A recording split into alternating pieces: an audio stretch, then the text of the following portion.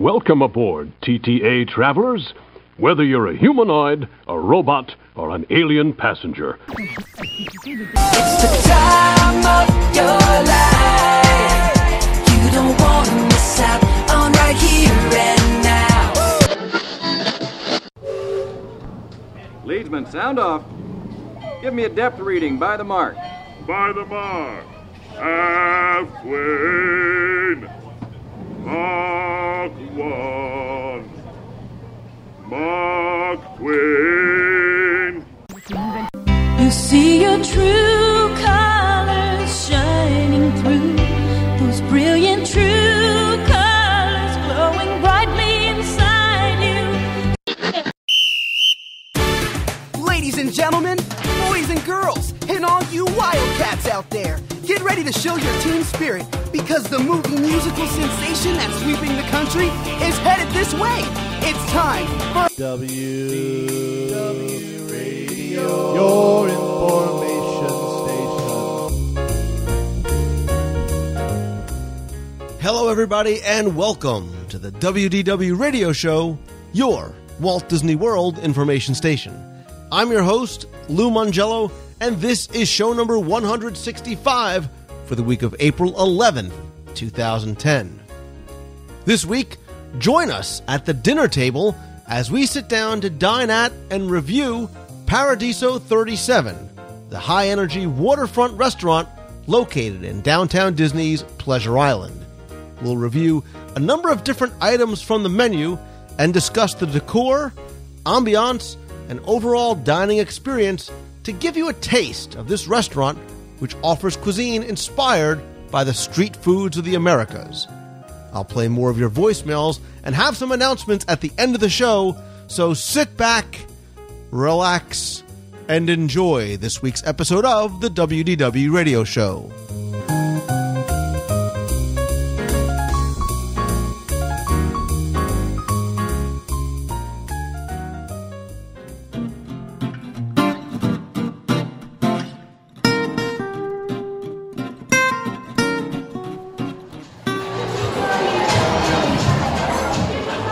So as you can tell by the music in the background, you probably can't tell where I am. And it is time for another live restaurant review. And this week, we, and by we, I mean this table full of strapping young men, including Glenn Whalen from Pretty Good Movie Ride and Passamaquoddy. Hey, folks, it's great to talk to you again. You know, they can't talk back. Yeah, right. Oh, they can't? Okay. No, I hear them. I can hear them. They're talking. And dining with us once again is, of course, Scott Otis. Hello, but I'm hungry, so let's get to the food. Speed this thing along, and you can do your voices along the way. A newcomer to the dining table, I think, and but a frequent visitor to the meats of the month is John Liuzzi. And by the way, the donator of the very cool sort of retro evil Figment shirt. Controversial. Hi, everyone. Glad to be here, Lou. Yeah, a little bit of controversy with the Figment shirt, sort of the hard rock biker Figment shirt. First time, I think, for the dining review, but frequent contributor to WDW Radio and Celebrations Magazine, and owner and author and journalist. Scott, I'm going as fast as I can, but I'm stalling for time, is Ryan Wilson from the Main Street Gazette. Good to be here, everyone. I don't think I do. And he doesn't know it yet, but our waiter this evening for our live restaurant review of Paradiso 37 is Jeremy. What's going on, Jeremy? Right on. How are you doing tonight? Do you need sugar for your tea? No, I'm going to drink it just straight up on the rocks. So, Jeremy, this is for many of us our first time here. Why don't you give us the lowdown on Paradiso 37 and your personal recommendations? All right, Paradiso 37, we feature the foods of the 37 countries in North, Central, South America, and the Caribbean. We have a 2-story tequila tower featuring 100% blue agave tequilas. Our specialty cocktails are mangold margarita, it's layered frozen red sangria and frozen margarita. Our beer pours out. Right now it's at 30.6 degrees Fahrenheit. Our specialties, skirt steak, ribs, fish fry. All of our Mexican stuff's really good. All of our half-pound burgers are really, really good. You've said that before, I can tell. Once or twice. And what's your favorite? Skirt steaks. Skirt steak. Best thing on the menu. Best appetizer on the menu? Dipping trio. And best drink, best cocktail, best adult beverage here. Korzinger. What is it? Korzinger. What is that? It's elderflower liqueur, which is Saint Germain elderflower liqueur, Corzo Silver tequila, strawberry puree, and then habanero lime juice. And you can't drive for like 2 days after drinking that, correct? Right. All right, so you recommended the Dipping trio. The dipping trio. The, All right. Crazy corn's really good. The mac and cheese bites are really, really good. And the quesadillas are really good. You want to get a dipping trio, a crazy corn, and I'm easy, so. Yeah, crazy corn, and let's do quesadillas. Chicken beef or both? Chicken. Chicken quesadillas, the dipping trio, and the crazy corn. Cool, make it happen. I will put that in and I'll be back. Awesome, thank you. So we obviously got the waiter that speaks the fastest here at Paradiso 37, so we can probably translate some of what he said. I'm glad you said that. I just thought I was hearing slow. I didn't quite catch everything he said, but from what I understand, I did catch the skirt steak. The skirt steak I got and dipping trio, which we got. We got the dipping trio. Very cold beer. Yeah, the beer is, according to them, the world's coldest draft beer, served at 29. Well, according to the menu says 29. The little thermometer up there says 31.3. So one of them is lying. But world's coldest draft beer, 29 degrees, too cold to hold. There's their slogan. But Paradiso 37, yeah, in fact, does invite you to experience the taste of the Americas. Found diverse cultural and culinary differences found throughout North, Central, and South America. There's live entertainment nightly and selected 37 tequilas, which I think Glenn is actually going to sample one at a time for us tonight. I've already had one of each already, yes. I'd ask you to please put your shirt back on while we're eating.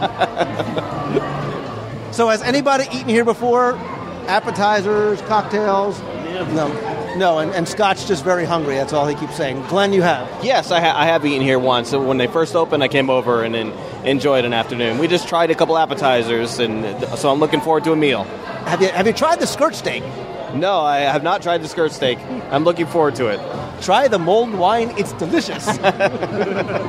Thank you all for catching the reference there. So, just to give you a quick sort of overview, it's a pretty big menu. I mean, when I say big, not just in loose size big, but actually a large menu with probably 15 or so different appetizers, 3 or 4 different salads, hamburgers, Mexican food, and a bunch of different plates from the Americas. Again, we know about the legendary skirt steak, a Colombian-style whole crispy hen. You don't see that on too many menus.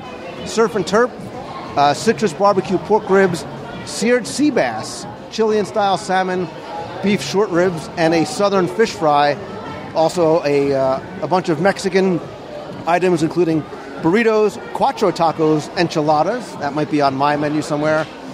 From the States, there's a bacon and pineapple burger, jalapeno burger, sausage and pepper hoagie, the Paradiso 37 cheeseburger, and everybody's favorite sliders. And we're going to sample a bunch of the different appetizers. Is there anything that you guys are starting to see that's jumping right out at you that you're digging as soon as you see it? The skirt steak actually jumped right out at me, and you're such a lamb. You're such a follower. But the pork ribs also, the citrus barbecue pork ribs look pretty tasty. That's good, so we can all sample those. What about you, John? The Chilean-style salmon looks really good, Lou. Cilantro rice, roasted seasonal vegetables, $18.99. All right, not bad for salmon. And Scott, we know you've had your menu closed for like 20 minutes already. I'm looking for all kinds of cheese, different things that have cheese platters, cheeseburgers, cheese fish fries, anything that has cheese.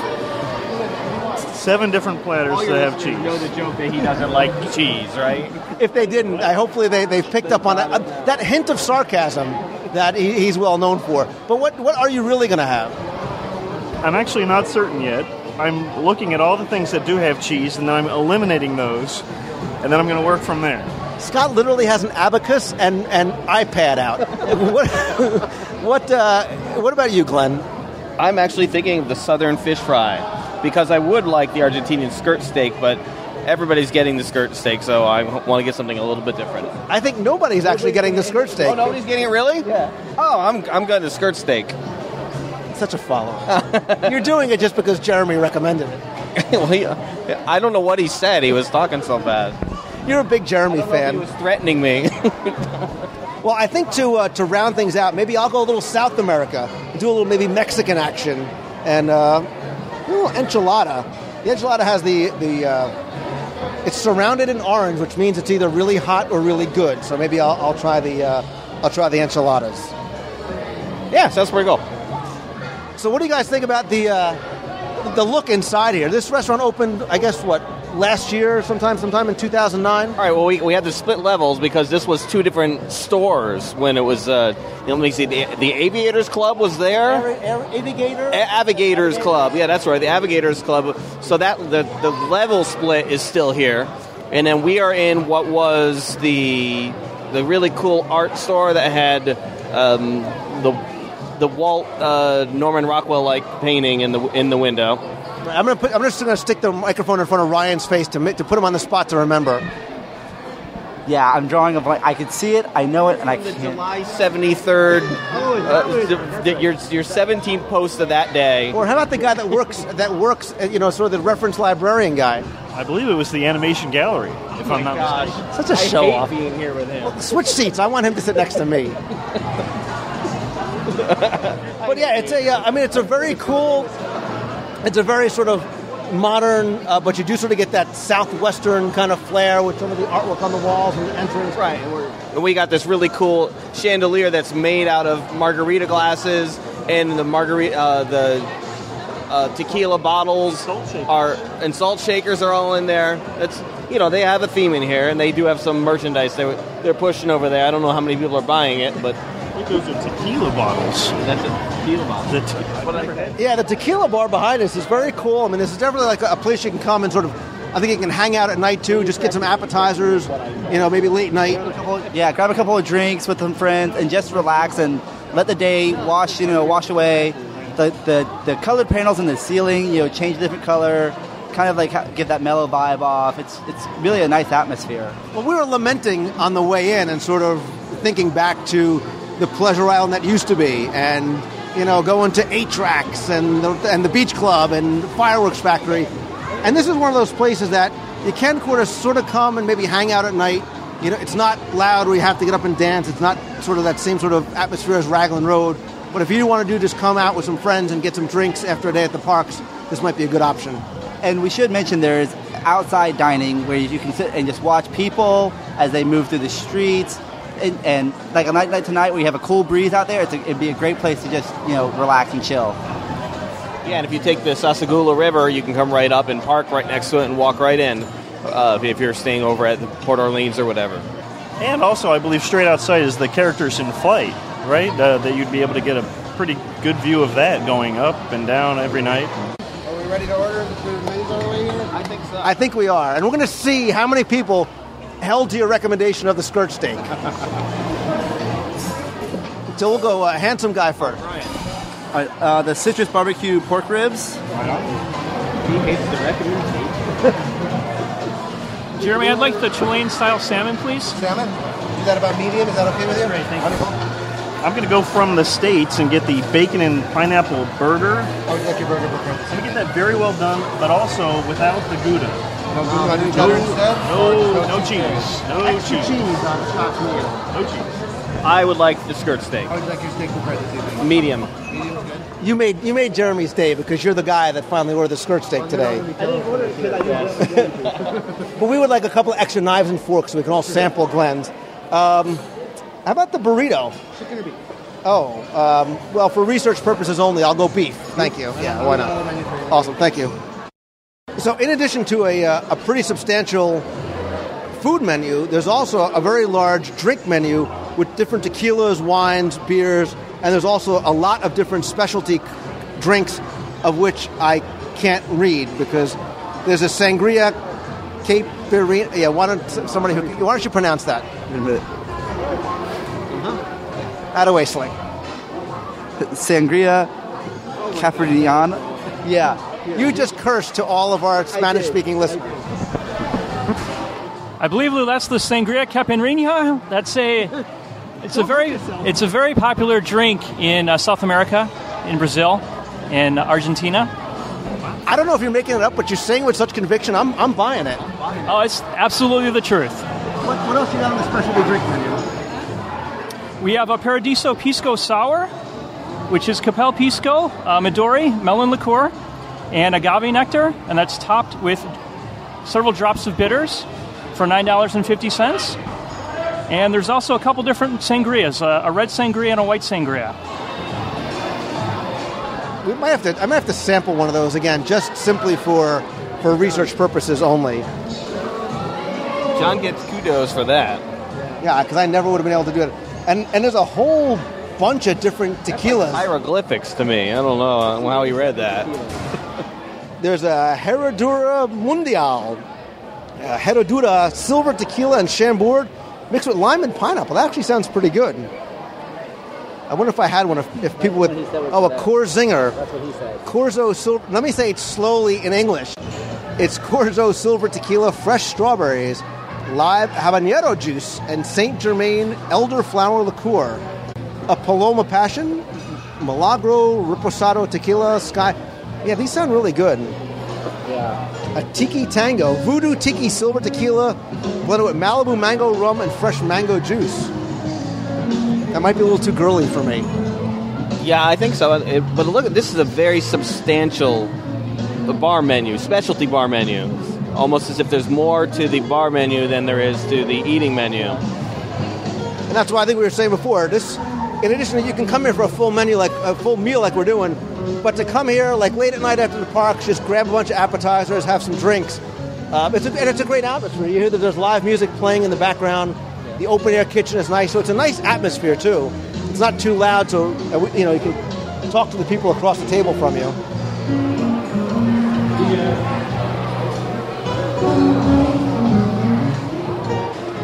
From what I learned last time I was here, they sort of cater to the people that want to come in and get 2 or 3 appetizers rather than a full meal.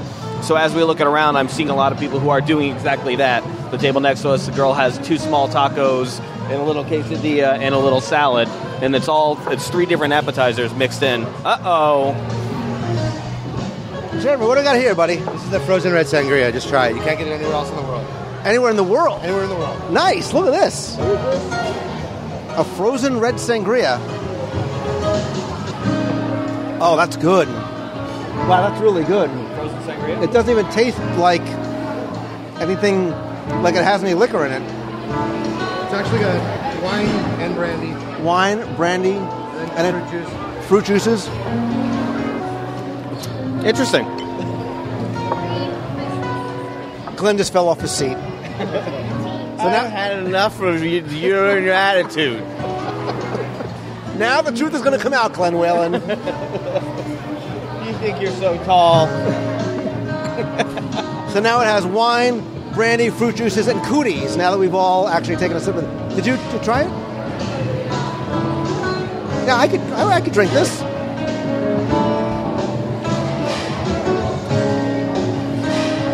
Oh yeah, I like that. I mean, if nobody else wants to finish it.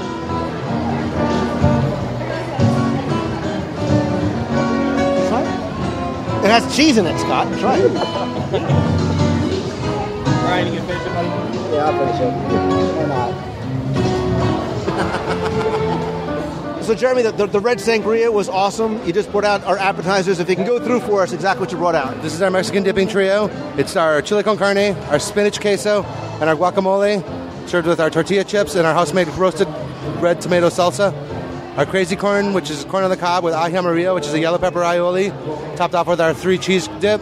And then over there is the chicken quesadillas, served with sour cream and salsa. And that's it. Enjoy. Awesome. Thank you. All right. This looks, the corn looks like the best tasting thing ever. And Scott is crying because it has cheese on it. You can take the cheese off. Well, I just might have to do that. It looks like it's dripping all over the place. All right. So let's everyone partake of the cheese corn first. We're gonna do Ryan, did you photograph this so we're all up? Oh yeah, Ryan. Oh, he ruined it already. Everybody put it back. Ryan needs to photograph the food first. I'll take one on a plate. You're gonna cut ahead.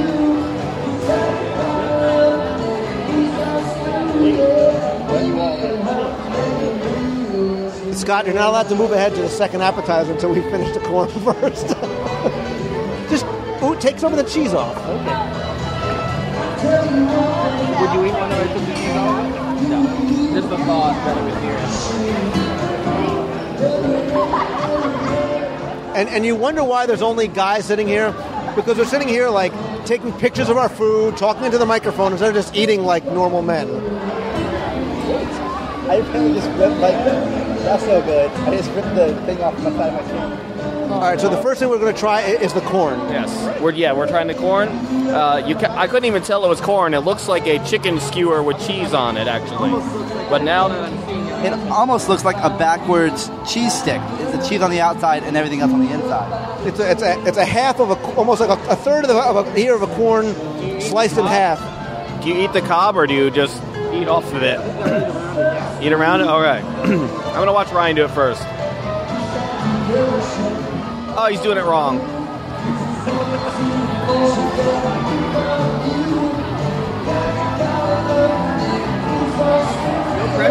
No pressure. It really is. I mean, it's cheese and corn. You get that overwhelming cheese taste first, and it's a little oily, and then you get the underside, which is the corn, and it's cooked really well. It's not too crunchy, not too soft, not too mushy, so it's a good texture. This is probably the greatest cheese corn I've ever had. This is just spectacular. I think I like cheese now. Yeah, this is a really good combination. At first bite, you get a little bit of the tang and the saltiness from the cheese, and then when you hit that corn, it's buttery, it's sweet, it's velvety. Really good combination. I guess to add to the Mexican flavor, I taste a lot of lime. I'm tasting a lot of lime in there. I like this a lot. Scott, I know you were pretending you were eating it, but this is really good. Let me give this a whirl here.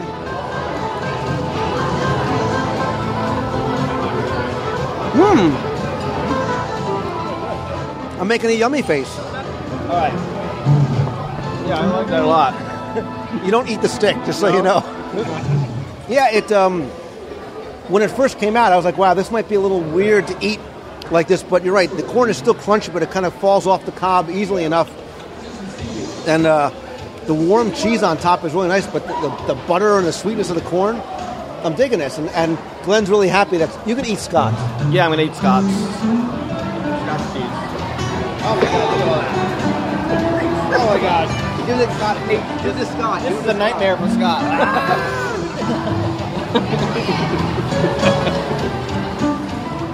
Ryan's cheating. He moved ahead already. Ryan. Oh, just because he got his pictures taken, he's ready to move on. The corn was really good. And a lot of different layers of flavors on there, and we thought it was kind of odd to eat, but the corn kind of falls off the cob pretty easy. Yeah, it's really, really good. It's tender. Squeeze a little lime on it, gives it a little more flavor. And he really tasted the lime. So now that Glenn has licked all the cheese and the lime clean from there, we'll move on to the 3 dip. John's going with me on this. He's eating the other corn. Don't try and pass off the fact that you ate them all. All right, so Ryan, what was the first one of the 3 dips that you tried? I tried the guacamole, and at first you get a real strong pepper flavor, and then the tomato and the avocado kind of move in after that to cool it off. Very smooth, a lot of different flavors. Again, like the corn, different layers of flavor kind of coming in at different times to make a really, really complimentary dish. All right, since you tried that, I'll take one of the nice warm, salty tortilla chips and try the cheese one in the middle. Yeah, Scott, you got to just be aggressive and just get up and lay it over the table. All right. So, the only thing that's this one in the middle? This one in the middle, which I think is a cheese. A real nice, warm cheese, not too spicy. I like that one. Yeah, it's a really warm cheese, kind of almost like a casserole kind of feeling to it when you get into it. Scott's going to try the salsa. Because he's a man of danger. Woo! It actually has a little bit of a kick, but not too bad. It's quite... And by a little bit of a kick, you mean making you cry at the table? And my My chest is growing hair as we speak. All right, Glenn, you try this third one, which is... Which one is... I don't remember what he said because he just went too fast. Chili con carne. Which is chili with meat. Carne. All right. I'm not going to wait for your review. That looks really good. I'm going to try that. It's spinach queso. It's chili. It's chili. It's chili. Oh, I like the chili. And that middle one is the cheese and spinach queso dip. Oh, that's the stuff I love. All right. You don't like this, Scott. This is cheese. Have you tried all three? Try all three. John will catch up. Ryan, give me your review of all three. All right. They're all really good. The chili con carne really tastes the most like anything you could get in another restaurant anywhere. But if I'm going with one, I'm going to go with the guacamole. It just has a nice, very smooth touch to it, but then afterwards that spice kind of kicks in, and it's really nice. I think my order of preference is the guacamole. I really am surprised how much I like that. Then the chili is a very, very close second. Then the cheese and spinach queso dip is third. I'm going to actually put the corn up top right now. We're going with the dips. We're on dips. Move on. Get past the corn. It's over. I've already returned to the corn. Scott can give no opinion because he doesn't like cheese. All right. I've tried the guacamole and the cheese. One more chip here with the chili. I actually like the chili and the guacamole. Chili's got a nice meaty flavor to it. Avocado, it's nice and fresh. A little bit of chunks in there. Some nice tomato. Very good. Jeremy, we're like the salsa. We think that the guacamole and the chili are probably top two. This is a close third, but that's really good. Yeah, I still like the corn. Oh. And now what is this? This is our salsa diablo. Salsa diablo, which means very... Oh, look at Ryan. Look at Ryan going in. Put that away. I don't mind the spice. And now I'm going to take Ryan's iced tea away just to see. It's okay to cry. Scott has. No, it definitely has a more heat to it, but there's such a wealth of flavor behind it. It's delicious. Yeah. And what makes this the salsa diablo? Habaneros. Oh. It's this with fresh habaneros in it. Oh my gosh. Is it really hot? You know, for a split second, you get that freshness of the tomato, but very, very quickly. Yeah. Intense heat. Right at the front of my mouth. It hasn't reached the back of my mouth yet, but it's got a good flavor to it. It's not too bad. Scott, you know you can have it because there's... Scott's all right. Scott's going to look like Chernobyl. Watch. If you can cry like Kermit the Frog, that would be awesome. Glenn, we have to try it now. You have to. Come on. My corn. It's actually pretty good. I'll try it as well. No, that's good. You're right. You get that like initial spot of heat that kind of remains on your tongue, on the sides of your tongue a little bit. And listen, if you have clogged up sinuses, that's really your trick right there. They brought us two moist towelettes for the entire table.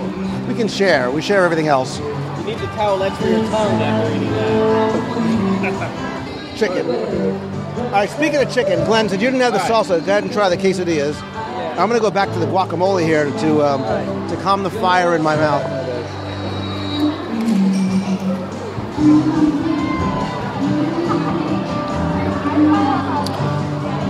It's a light, simple quesadilla. Very thin. Chicken and cheese, grilled, very simple. You're not doing cartwheels. I'm not doing cartwheels. I'm having corn cheese withdrawal right now. Oh, this quesadilla is interesting. The actual tortilla seems to me to be a little thicker than a normal tortilla. It's almost like sort of has the consistency of almost like a pita bread. Interesting reactions to the quesadilla. So I too. Yeah, this is not your grandmother's quesadilla. It's crispy on the bottom, a thinner layer on top, but not It's not very thick. It's not. There's not a lot of stuff inside.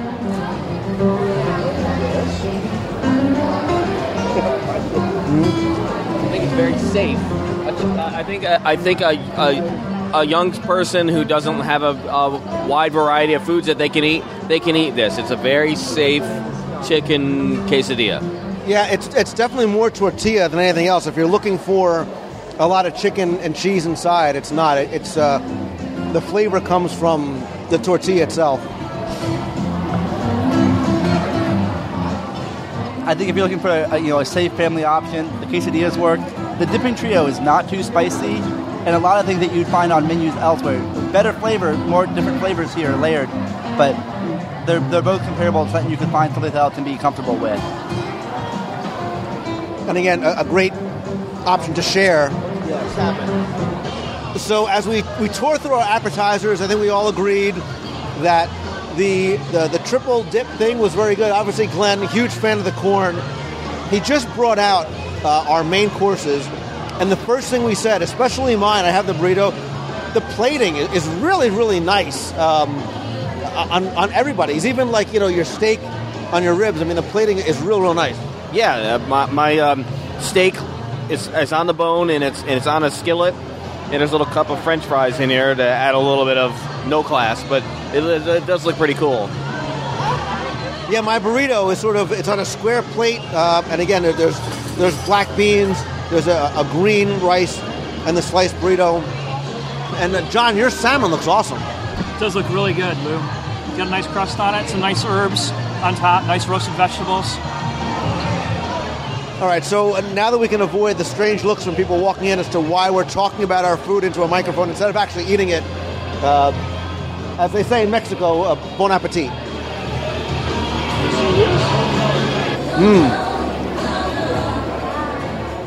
So my burrito, real nice. Nice little crisp on the outside of the tortilla, but it's filled with a lot of beef, not a lot of filler, not a lot of beans and rice, things like that. Really like the smoky flavor of the beef there. I'm really pleasantly surprised how good that burrito is. Glenn's done with his steak already. No, I haven't actually touched my food yet, but I did try some of John's salmon. Very flavorful. Very, very flavorful. And I've had French fries. Salmon's really nice. Got a nice crust on the outside, moist and tender on the inside. Cilantro rice is fabulous. Nice fresh cilantro in there. Scott, really sort of going out on a limb with the that's what the hamburger you had, I assume, correct? Yeah, it's actually quite tasty. It has some interesting flavors. Instead of the typical burger, what they have is a grilled pineapple slice on there and some bacon. And I actually chose to have it without the Gouda cheese, so normally it would have Gouda. But it's actually quite flavorful with some interesting flavors. So, and it's a real thick patty you have there too. It's not like a very thin sort of regular, quarter-pound hamburger. That is correct, and it's cooked to perfection. I ordered it well done, and it's not pink inside. It's perfect.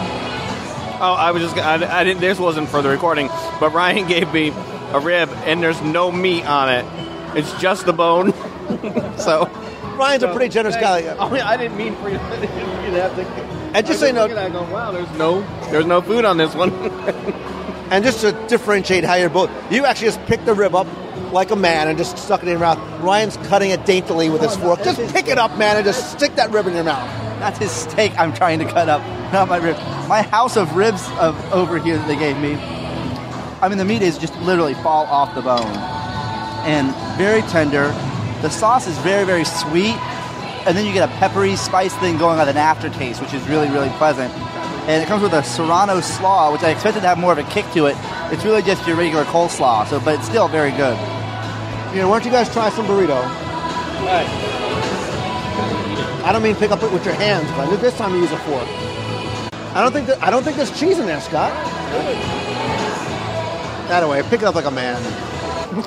I'm trying to. I got the rib taste in my mouth, and I'm trying to differentiate between the rib and the burrito. Would you like some Beverly to clear your palate? Exactly. Scott, venturing into burrito land, what do you think? It's very interesting. It has a tastes like beef. I mean, I didn't cheese. No, there was no cheese in it that I could tell, unless you guys fooled me. I just got a big piece of beef, Blue. The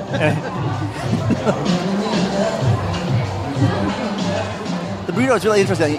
Most burritos to me, I have a lot of moist, like the bean taste. This one's kind of dry, but I think that kind of helped the flavors of the beef come out a little bit more. So it was interesting.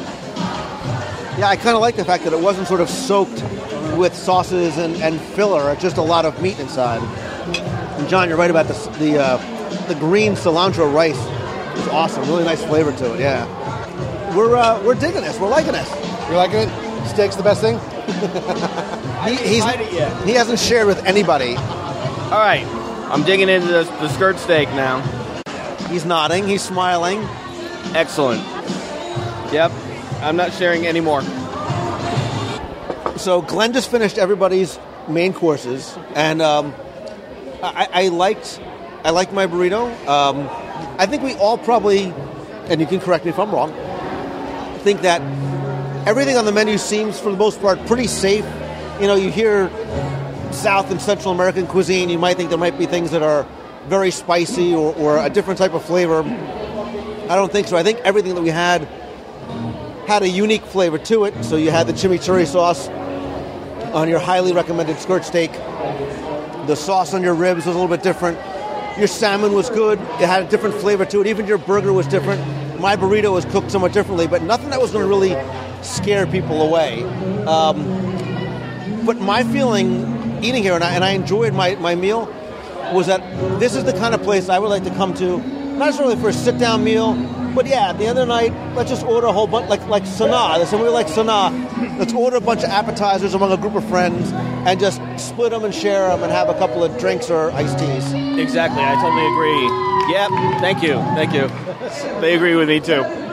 The appetizers were very unique in their own, and we probably could have done a good job if we all picked one appetizer and shared it amongst our group. I did love the skirt steak and the Latin pesto sort of thing that they brought out. It was delicious, but you're absolutely right. It was most everything I tasted was well done, but nothing beyond standard. Is there anything here that would make you say, and you just had one dinner here, admittedly, but was there anything that you saw one of us and you were like, yeah, I got to come back and make a special trip to have those ribs or that salmon or that burrito? Or is it more like, yeah, this is one of the places it's nice to come to, it's a good option? I certainly did love the corn. That was a unique thing for me, and so I'm geeky about that, but I would probably definitely try that again. I wouldn't make a trip here for it, but if someone said, I'd like to go to that place, there's one thing on the menu that I know I would try again. So is this a restaurant you would recommend to people? And if so, what would you recommend or how would you recommend it? No, I absolutely would recommend it. And, the entrees, like you said, they all have a little bit of a kick, something a little different, but nothing that is going to frighten away families or small children or anything of that nature. I think it's a great place to go if just, to start off your night, get a couple of drinks, get a couple of appetizers, share that, or same thing for the end of the night. And I think, it's a place to come for the appetizers. The appetizers are the most unique offerings on the menu, and they have that variety, but still that similar thing that you recognize from someplace else that won't make you too nervous about trying it. John, what do you think of the food, and then what do you think of sort of the atmosphere here? And then Scott, excuse me, what do you think too of the food, and what do you think of the value for the dollar? I thought the food was really good, Lou. Again, I agree with most of the guys here that if you come here with small kids, it's a nice option because you can order an appetizer for the kids. It may not be, it's not too much food. I thought the skirt steak was a clear winner. And the atmosphere is casual. It's warm. You have dark wood tables, nice mosaic tiles, and it gives you a hint of the Southwest and South and Central America. And yeah, I would say that I really enjoyed this. There were so many different varieties, and for all the meals that you all had, I would have those. So the variety was definitely there, and I would definitely have all those. And the prices, I had my burger was $13. Everything seemed to be between that and like $20. So I would say it's a pretty good deal. And interesting though, we joked around about Jeremy and his speedy recommendation, but that skirt steak was pretty good. And anybody that tried it seemed to agree. He was right on par. Yeah, I thought the skirt steak was delicious, and especially with the this Latin pesto that he brought out, it really did add to it. Say chimichurri. You know you want chimichurri. So are we thinking trying dessert, or are we sort of good where we are? You know, in the name of research, let's look what our options are. Oh, I got the microphone, Brian. We need to steal this a minute. Okay, so our options are the Paradiso 37 chocolate stack, which is chocolate cake, creamy chocolate mousse, a bed of warm caramel sauce, topped with vanilla ice cream and rainbow. That's $7.99. And they have some churros and sopapillas, mini cones. Sopa, it's the same as the Latin pesto. Sopapilla. Sopapilla, that's what I said. And then there's little cups, like champagne glasses of ice cream cones, mini cones, for $6.99. Tres leches, which I guess is 3 types of white cake, soaked in sweet milks and layered with fresh strawberry mousse. And then there's seasonal fruit empanadas for $6.99 from Brazil. Scott, you said empanadas, and everybody's like ears perked up. Is there any one of those that sort of jumps out at you? The chocolate stack jumps out in the theory of, yeah, I would love to be eating that, but I don't know if I can eat that right now. You're such a liar. He's right. You know, the entrees give you a lot of food for your $1, so it does make you kind of not hungry at the end. But the tres leches and the empanadas both look kind of, tempting. Hey, Glenn, it looks like you missed one of the dessert options here. It looks like chocolate-covered, cheesy corn on a stick.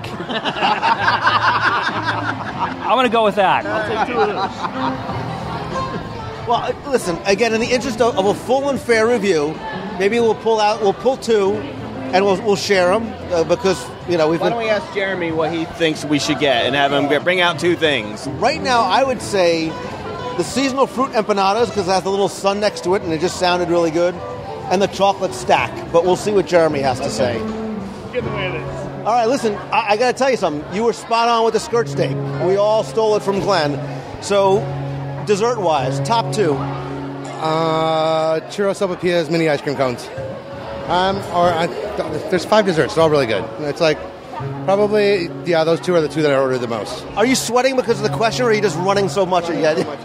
So if we would have... Go with the beer. It's 29.4 degrees. So if we went completely against your recommendation and did the chocolate stack and empanadas, would you laugh at us? You'd still be happy. You'd still be happy? Yeah. All right, let's make that happen. Right on. Yeah. So we got the... Let's start off with the Paradiso 37 chocolate stack, which is layers of chocolate cake, creamy chocolate mousse on a bed of warm caramel sauce, topped with vanilla ice cream, rainbow sprinkled whipped cream, and what he called a coconut tweel. So, Glenn, you're closest, and you're holding all the spoons. Yeah, well, I'm going to give it a go. It looks like a nice chocolate brownie. Let's see. That's something I'd like to eat a lot. So, Glenn, you were the first guy to dig into the chocolate stack. What did you think? It of course is very tasty, very rich. It is a brownie. It is a thick brownie. You're not doing cartwheels. Right, I'm not doing cartwheel. I like the idea. I like using the word tweedle, even though he called it a tweel. I like that more than the concept. That's really helpful for the listeners, which is great. Very rich, a lot of chocolate. A little too much chocolate for me, but if you like chocolate, probably a pretty good option for you. Scott, there's no cheese, so what do you think? Yeah, this is almost perfection. Actually, there is not enough chocolate here. This is very chocolatey, but I love it. And the brownie isn't too thick. It has a very soft texture, but it's absolutely delicious.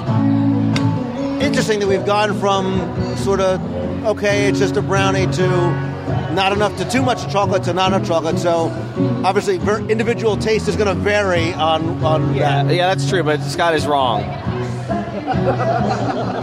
Well, it is very chocolatey, but I love chocolate. So if you're a chocolate lover, that's for you. That's your thing. Now, Ryan, you actually dug right into the fruit empanadas. Didn't take Jeremy's warning that the filling was in fact hot. No, I waited about 5 minutes. I thought it would cool off. It did not. So, yeah, be very careful. It's like a very hot filling. You definitely get that peach flavor, and the caramel sauce is a great dipping sauce, and you get just a little bit of spice at the end there, which really helps tie the sweet, spicy kind of triangle together. So it's really excellent, really good. So, illustrating our point about it being a great place to hang out, we just finished our meal, came out outside. Again, there's a beautiful seating area right here by the Sassagoula, overlooking what's left of Pleasure Island. We were there for 3.5 hours. We weren't really drinking. We were just sort of spending some time hanging out and picking out our food.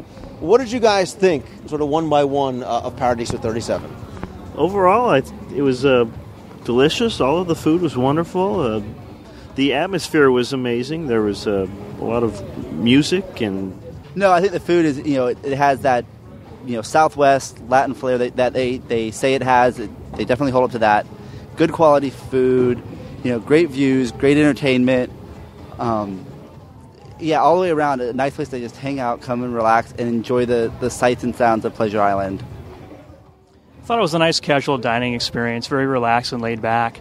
Food was pretty good, atmosphere was great, and look forward to dining here again. I think it's a place to go for appetizers, things quickly. If you are a drinker, that's probably the environment. But if you're looking for like a nice romantic evening with your sweetheart, I wouldn't come over here. This seems to be a place that benefits from the idea of the party environment. It's not a sports bar. There aren't any televisions or anything like that, but it is pretty loud and there's a lot of high energy in here. So it is a fun evening, fun more so than great food.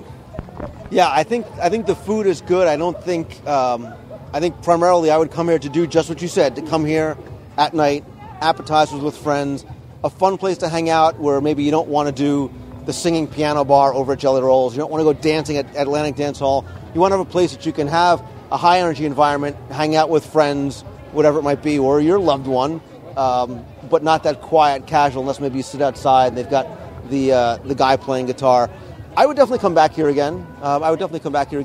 I think it can bring your family. I think it can bring young kids because it's not so much of a crazy party atmosphere that just people doing shots and completely drunk. It's a little more reserved than that. So it keeps to still what remains of Pleasure Island is. So thumbs up for Paradiso 37.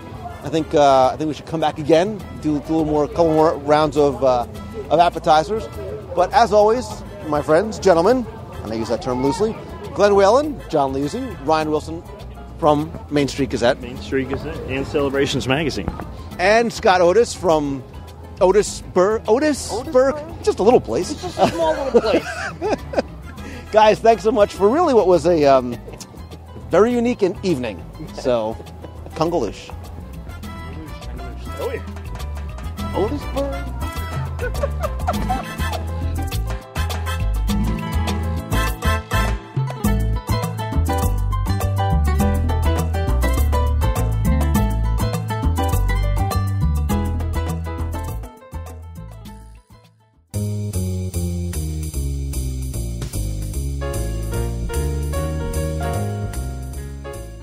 That's going to do it for this week's show. Thanks again for tuning in this week, and my apologies for how I sound in the intro and outro. Fighting something this early spring, so I apologize. I actually had to cut out a segment for this show. Really wasn't happy with how it sounded, so I will re-record it, get it posted on a later date. But thanks again to all my guests on the Disney Dining Roundtable. Thanks also to everybody who came by the live video broadcast and chat that we did at Ridley Pearson's book signing from Walt Disney World last week. Stay tuned for a new video coming to the site and iTunes as I have an interview with Ridley about Kingdom Keepers 3. Don't forget to, you can come to the site, comment on this show or any of the blog posts, topics, pictures, anything else over at WDWradio.com. Please also come by, join the page over at Facebook, and follow me over on Twitter. Thanks to everybody who came by the WDW Radio /Celebrations Meet this past weekend in Disney's Animal Kingdom over at the Dawa Bar. Tim and I really had a good time getting to meet readers and listeners and catching up with some old friends and making some new ones along the way as well. Don't forget that the next Meet of the Month is going to be a special one because it is going to be part of the 24-hour live video broadcast and chat that I'm going to be doing to benefit the Make-A-Wish Foundation of America. That's going to be Saturday, May 22nd. That's going to be over at the Studio Catering Company at Disney's Hollywood Studios. Stay tuned for the exact time, but please, if you are around, come by, visit the meet, be part of the 24-hour live broadcast. It's also Star Wars weekends, so we'll be walking around with the box people broadcasting live right there from the studios. If you can't make it there, we have meets every month, so stay tuned for June, July, and dates going on further. Other meets that I'm going to be at later on this year includes the PNW Mouse Meet. That's going to be Saturday, August 14th, 2010. That's going to be over at the Linwood Convention Center in Linwood, Washington. There's a lot of things going on there. A lot of other authors and podcasters and celebrities like Bob Gurr and Margaret Kerry. For more information, visit pnwmousemeet.com. Last week, I talked about Congaloosh. That is October 8th through the 12th. Don't forget that if you register and join the WDW Radio Explorers Tribe by May 1st, you can save $50 on your registration fee. This is going to be a great weekend. Multiple tours and presentations by Jim Korkis. There's going to be dinner and a show by the original Adventurers Club cast as the original characters on stage after hours at the Indiana Jones Epic Stunt Spectacular. There's going to be a show and sale, a banquet, Q&A with the Adventurers Club cast. I'll be doing a tour of the Jungle Cruise. Lots more going on the itinerary. More details to come. For more information, I'll have a link in the show notes, or you can visit Conga, C-O-N-G-A, loosh.org. And don't forget, too, February 27th, we have the cruise aboard the all-new Disney Dream. More details are coming about new dining experiences, new activities on board. And, of course, we are planning some very special events just for our group. For more information, go and visit wdwradiocruise.com. There you can also fill out a form, get a free, no-obligation quote. Finally, just a couple of quick reminders. Don't forget, if you have a question you want answered on the air, you can email me at lou@wdwradio.com. Or if you want to call the toll-free voicemail line, that's 888-703-2171. You can call in with a question, a comment, or just saying hi from the parks. If you want a chance to play Listener Fact or Fiction, email me with your name and your phone number, and who knows, I might call you and ask you 10 true or false trivia questions about Walt Disney World. You can have a chance to win some prizes along the way. Don't forget, at WDWRadio.com, you can still order signed copies of my Walt Disney World Trivia Books, Volume 1 and 2, as well as the audio guides to Walt Disney World available on CD or instant downloads. I have Main Street, Adventureland, and Fantasyland out and working on Liberty Square now. They are a fun way to get a virtual tour of the parks and take it with you when you go down, or even just to get a little bit of that Disney magic at home or in the car. To subscribe to Celebrations Magazine, order back issues, or if you want to try and contribute, you can head on over to celebrationspress.com.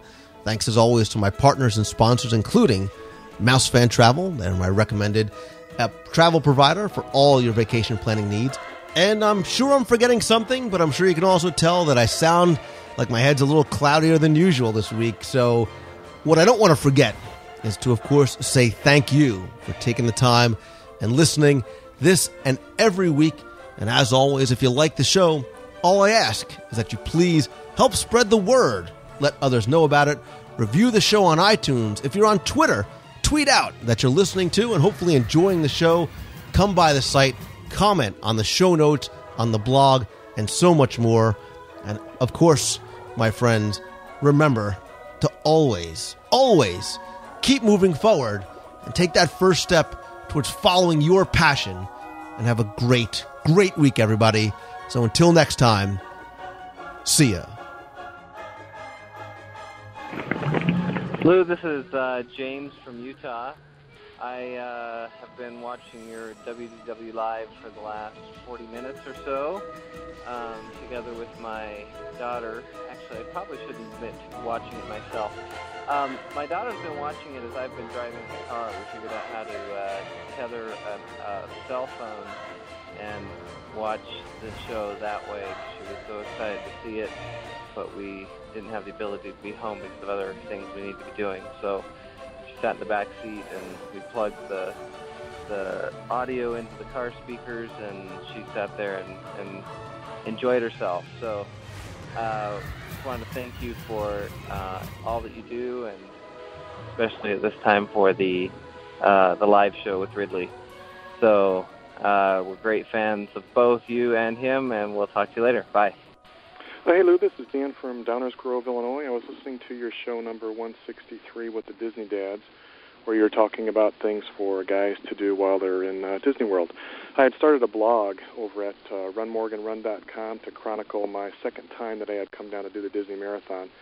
And I did a post there on March 10th where I talked about 5 things for a teenager to do in Walt Disney World. And one of my top choices was just to play catch. So my son and I always bring a mitt with us when we go down there and just go out on the lawn from whatever resort we're staying at and play a little bit of catch.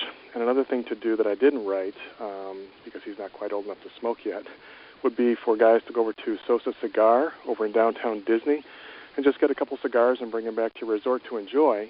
But, of course, you need to pay attention to the areas where you're allowed to smoke, because you can't smoke on balconies or anything. So anyways, Lou, love the show, and keep moving forward, my friend. Thanks. Hey, Lou, this is Kevin from Denver, Poly Beach Sunset on the boards, calling for a quick and interesting Colorado trivia that ties into Disney, actually. So this might be kind of interesting to the show. My wife and I just visited Fort Collins, Colorado, which was the hometown of Harper Goff, who, as you know, designed Main Street in Disneyland. And Main Street in Disneyland was actually modeled after the old town areas of Fort Collins, which we visited. It was very odd to see that, but very neat. They have the trolley going down Main Street and all that good stuff.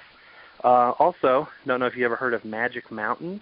It was a theme park that was designed and built 1957 in Golden, Colorado. It was designed and built by C.V. Wood, Jr., who is the master planner and architect of Disneyland. Built the park called Magic Mountain, Golden, Colorado. It lasted about 2 years and never amounted to the full hub and spoke design it was planned to be, but they actually did complete the Main Street, which still stands today, has forced perspective, is really neat. It's just like Main Street in Disneyland all by itself. And today it's called Heritage Square, and it's just a bunch of shops and little kiddie rides and stuff, but it still exists. So that's really neat. Also, let's see here. I made notes.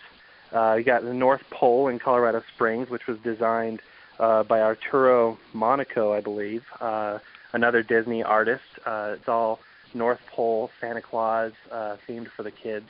Another little Disney touch here in Colorado. And then the last one is Celebrity Sports Center, which is a little rec center that used to be out here, and was one of the investors in that was Walt Disney himself.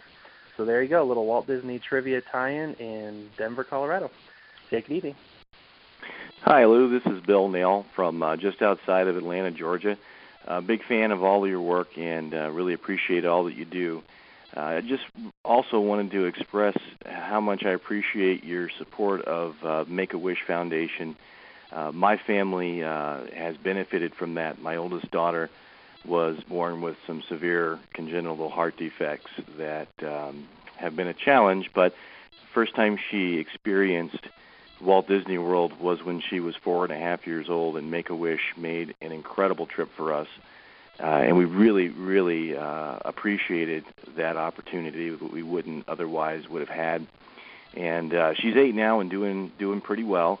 But something that happened to us on that trip with Make-A-Wish really emphasized how fortunate we were.